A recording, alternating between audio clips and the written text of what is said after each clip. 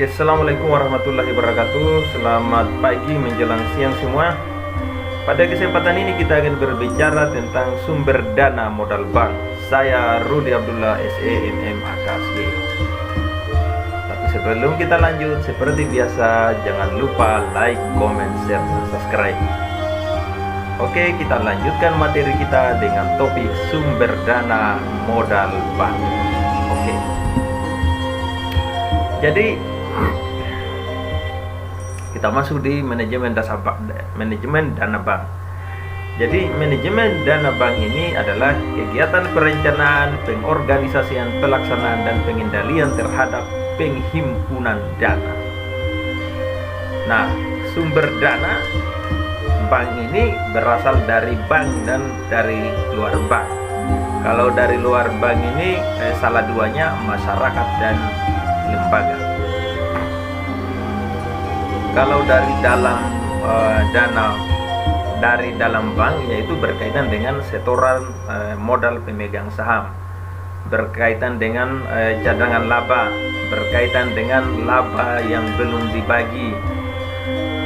Keuntungannya yaitu tidak perlu membayar bunga yang relatif besar. Jadi kalau sumber pendanaannya dari dalam, ya keuntungannya tidak perlu membayar bunga. Tapi kalau dari luar, ya selain kita dikejar untuk menambah profit perusahaan, tapi juga harus mampu membayar bunga karena uang yang kita gunakan untuk modal berasal dari pinjaman. Kerugiannya yaitu jumlah dana yang relatif besar, harus melalui berbagai prosedur yang relatif lama. Itu juga kerugiannya. Sumber dana bank itu adalah usaha bank untuk menghimpun dana dari masyarakat. Itu kalau sumber dana bank bisa jadi dari dana sendiri, deposito, pinjaman, dan sumber lain. Oke, itu kaitannya dengan manajemen dana bank. Tujuannya apa sih dari manajemen dana bank ini? Yang ingin dicapai tentu yang pertama adalah laba. Terus yang kedua, aktivitas lancar dan kas yang cukup. Nah itu. Yang ketiga, menyediakan cadangan. Jadi harus ada cadangan juga. Yang keempat, harus terpenuhinya kebutuhan, ada kebutuhan lain. Yang kelima, pengelolaan bank. Jadi semakin bagus manajemen dana bank ini, maka semakin bagus juga kegiatan operasional perbankan. Kalau dari masyarakat atau dari pihak luar, yaitu simpanannya seperti simpanan giro atau biasa dikenal dalam istilahnya itu demand deposit. Simpanan yang penarikannya dilakukan setiap saat dengan menggunakan cek atau biliar giro. Itu kalau simpanan giro ya.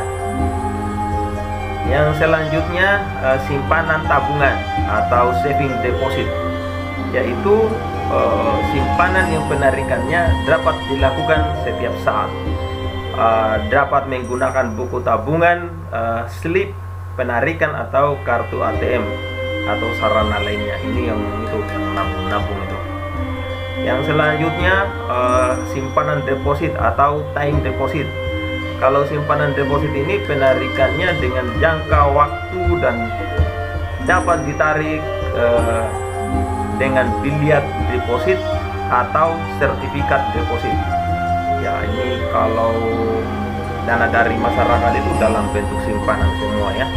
Tapi bukan istilah simpanan ya, itu beda. Oke.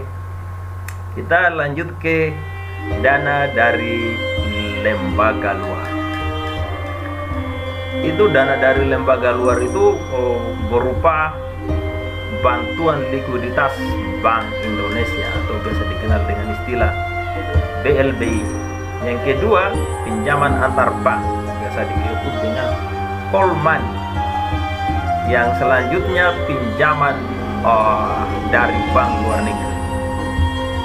Yang selanjutnya yaitu surat berharga pasar uang, SBPU, surat berharga pasar uang. Nah, kita lanjut.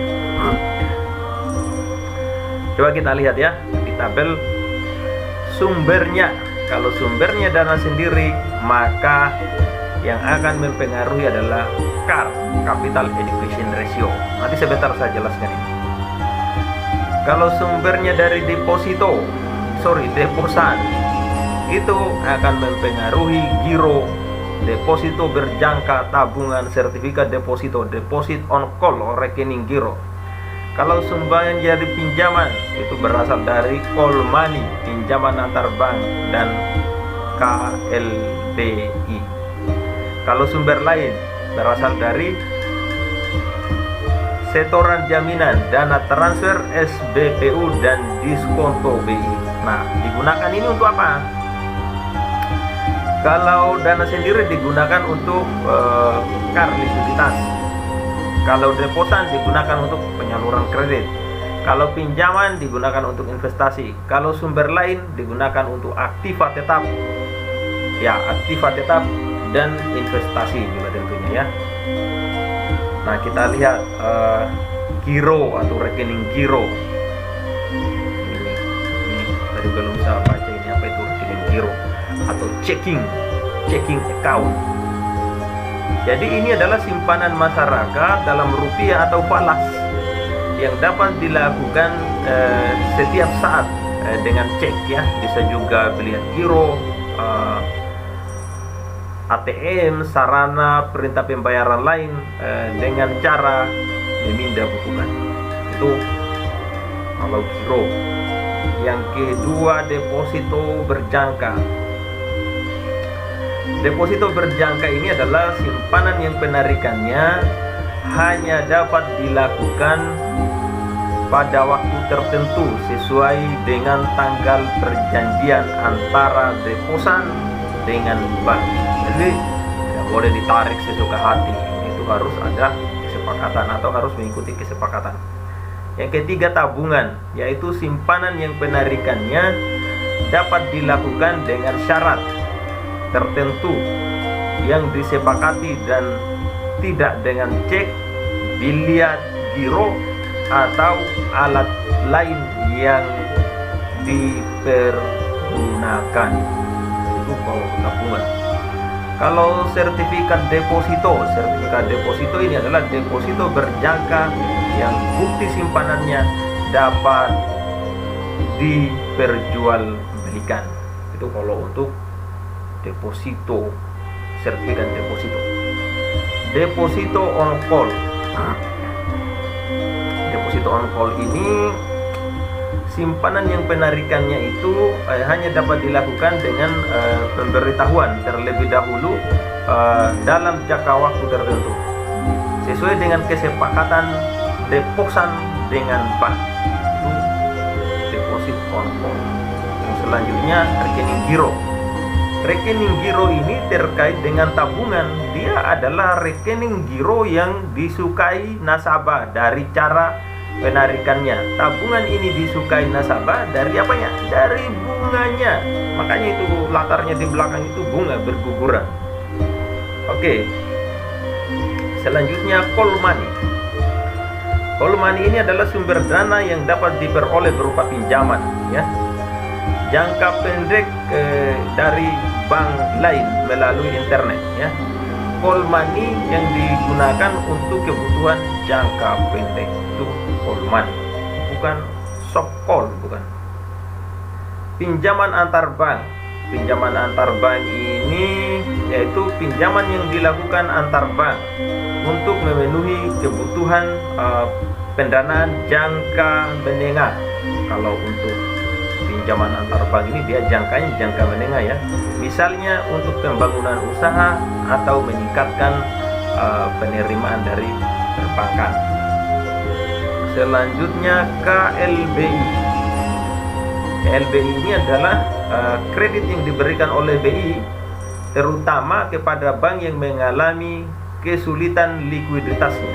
Jadi harus mengalami kesulitan likuiditas dulu baru dibantu. Setoran jaminan atau storjam adalah sejumlah dana yang wajib diserahkan oleh nasabah yang menerima jasa-jasa tertentu dari bank. kalau itu setoran jaminan. Dana transfer. Dana transfer ini adalah dana yang mengendap di bank karena adanya kegiatan pendanaan atau pemindah-bukuan antara rekening dari uang yang ada di bank ke suatu tempat yang ada di rekening, atau dari rekening yang satu untuk kemudian ditarik tunai. Itu dana transfer. Itu kalau yang biasa transfer itu biasa lah itu. Yang selanjutnya surat berharga pasar uang atau SBPU. Kalau surat berharga pasar uang ini apa ya? Surat berharga jangka pendek yang dapat diperjualbelikan dengan cara didiskonto oleh pihak bank. Selanjutnya diskonto BI. Diskonto BI ini adalah penyediaan dana jangka pendek oleh BI dengan cara pembelian promis. Promis itu janji tertulis yang diterbitkan oleh bank-bank atas dasar diskonto. Jadi pertama dan kedua itu saling berhubungan, SBPU dan diskonto bank. Oke, saya kira ini yang menjadi inti dari pertemuan kita hari ini ya. Hal-hal yang berkaitan dengan materi ini yang belum dipahami, silakan ditanyakan pada kolom komentar yang tersedia di bawah. Terima kasih. Assalamualaikum warahmatullahi wabarakatuh.